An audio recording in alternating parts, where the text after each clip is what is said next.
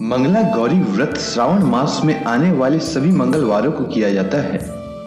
इस व्रत में गौरी जी के पूजन का विधान है। चूंकि यह मंगलवार को किया जाता है, इसीलिए इसे मंगला गौरी व्रत कहा जाता है।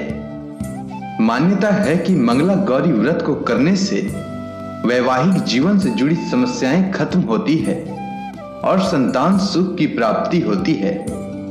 आज के दिन मंगला गौरी व्रत कथा अवश्य पढ़नी या सुननी चाहिए और दूसरों को भी सुनानी चाहिए। इससे जीवन में कभी भी किसी प्रकार का कष्ट नहीं आता है और सदैव भोले बाबा और माता पार्वती की कृपा बनी रहती है। तो चलिए सुनते हैं मंगला गौरी व्रत कथा। एक समय की बात है, एक शहर में धर्मपाल नाम का एक व्यापारी रहता था। उसकी पत्नी आकर्षक और गुणवान थी। उसके यहाँ किसी भी चीज की कोई कमी नहीं थी, परंतु उसके कोई संतान न होने के कारण वह बेहद दुखी रहता था। वह व्यापारी और उसकी पत्नी दोनों माता पार्वती के अनन्य भक्त थे। दोनों प्रतिदिन पास के मंदिर में जाते और माता गौरी की पूजा अर्चना करते। साथ ही प्रत्येक मंगलवार को मंगला गौरी व्रत रखते थे।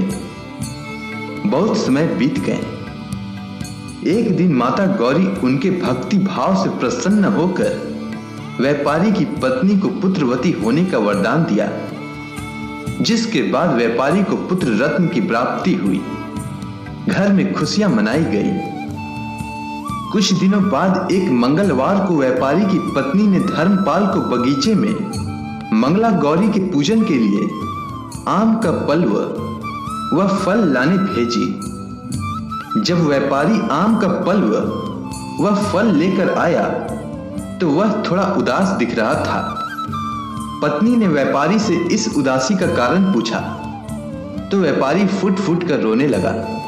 कहने लगा, हे प्रिय, जब मैं बगीचे में आम का फल तोड़ने के लिए पत्थर चला रहा था, तब एक पत्थर गलती से नीचे स्थापित गणेश जी की मूर्ति को जा लगी, जिससे क्रोधित हो गणेश भगवान प्रकट हो कहने लगे कि हे व्यापारी, किसी भी व्रत में सर्वप्रथम मेरी पूजा होती है और मेरी कथा सुनी जाती है, और तुम मुझे ही पत्थर मार रहा है। जाओ व्यापारी, तुम्हारे यहां माता की कृपा से पुत्र की प्राप्ति तो हो गई, पर आज मैं तुझे तेरी करनी के वजह से तुझे श्राप देता हूं कि तेरा पुत्र 16वें साल में मृत्यु को प्राप्त हो जाएगा। तब तुम्हें पता चलेगा कि दर्द क्या होता है। इतना सुनते ही व्यापारी की पत्नी व्यापारी को शांत कराते हुए बोली, हे नाथ, होनी को भला कौन टाल सकता है। माता गौरी की कृपा से हमें पुत्र की प्राप्ति हुई है और वही हमारे पुत्र की रक्षा का रास्ता दिखाएंगे। भरोसा रखिए। और आज खुशी का दिन है तो खुशी मनाइए, बाकी सब माता गौरी पर छोड़ दीजिए। बालक के घर में आने से व्यापारी का समय कैसे बीतता चला गया, उसे थोड़ा भी आभास नहीं हुआ और देखते देखते उसका पुत्र लगभग 12 वर्ष का हो गया। व्यापारी अपने पुत्र को पढ़ने के लिए काशी भेजना चाहता था, पर इससे पहले उसने अपने पुत्र की इच्छा भी जाननी चाहिए। इस पर व्यापारी का पुत्र बोला, पिताजी, मुझे अब पढ़ने में थोड़ी सी भी रुचि नहीं है। मेरी प्रबल इच्छा है कि मैं लोगों की सेवा करूं। इस पर व्यापारी तनिक सोच में पड़ गया। धक से उसे याद आया कि गणेश भगवान ने श्राप दिया है कि उसकी मृत्यु 16वें साल में ही हो जाएगी। इस तरह से तो मेरे पुत्र का शेष आयु सिर्फ 4 साल ही बचे हैं, तो क्यों न इसकी खुशी जिसमें है वही किया जाए।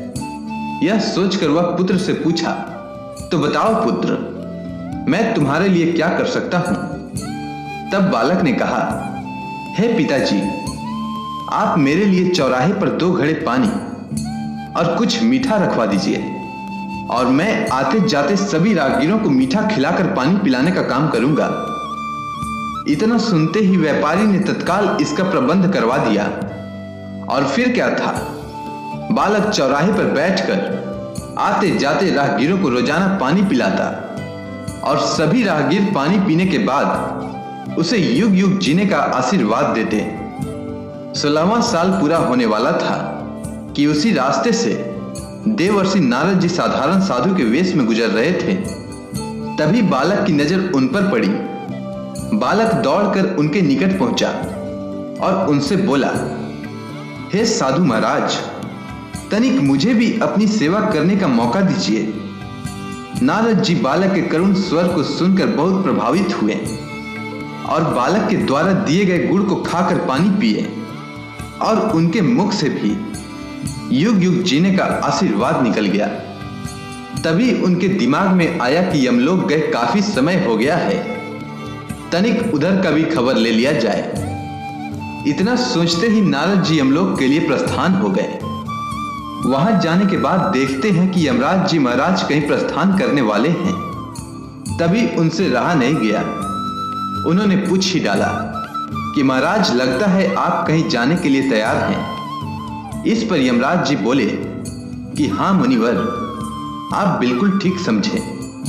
मैं पृथ्वी लोक पर एक बालक के प्राण हरने जा रहा हूं। तभी नारद जी ने पूछा, बालक, इतनी कम उम्र में भला वो क्यों?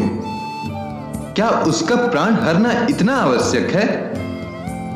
तब यमराज जी ने बताया कि एक व्यापारी का पुत्र है जो कि भगवान गणेश द्वारा शापित होने के कारण अल्प आयु है और उसकी मृत्यु 16वें साल में निश्चित है और आज उसका 16वां साल पूरा होने वाला है।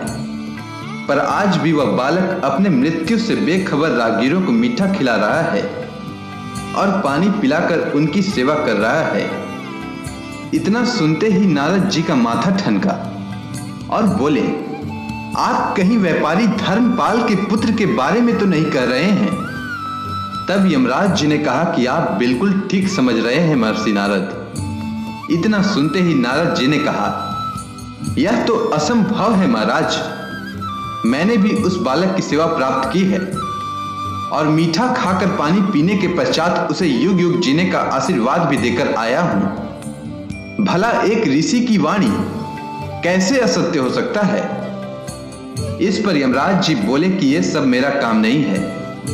मेरा काम किसी भी व्यक्ति का उसके निश्चित समय पर प्राण हरने का है, सो मैं करने जा रहा हूं। इसके लिए आप गणेश के माता गौरी के पास जाएं और उनसे ही बालक के प्राण की रक्षा के लिए याचना करें, तभी कोई काम बन सकता है।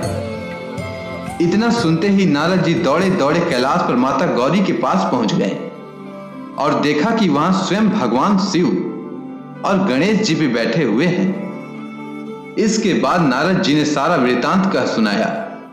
इतना सुनते ही माता गौरी ने कहा, ये तो घोर अनर्थ हो जाएगा कि एक ऋषि का दिया हुआ आशीर्वाद असत्य हो जाए, पर गणेश का दिया हुआ श्राप भी व्यर्थ नहीं जा सकता। अतः इस समस्या का एक ही समाधान है कि पृथ्वी पर एक महिला है जो मंगला गौरी का व्रत करती है, जिसके फल स्वरूप उस महिला की पुत्री के जीवन में कभी भी वैधव्य दुख नहीं आ सकता है। यदि उस युवती के साथ धर्मपाल के पुत्र का किसी प्रकार विवाह हो जाए तो उस बालक के सर से मृत्यु का साया हट जाएगा। इतना सुनते ही गणेश भगवान मंद मंद मुस्कुराते हुए माता गौरी से बोले, आप धन्य हैं माता। किसी के प्राण कैसे रक्षा करनी है यह कोई आपसे सीखे। और अपने स्थान से उठकर गणेश भगवान माता गौरी के चरणों में सर झुकाया।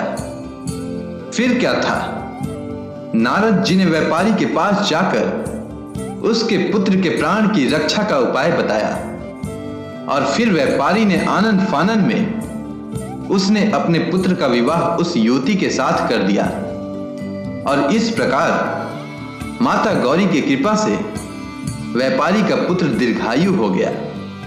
अगर आपको यह कथा अच्छी लगी हो तो कमेंट सेक्शन में जय मां गौरी लिखना ना भूलें। धन्यवाद।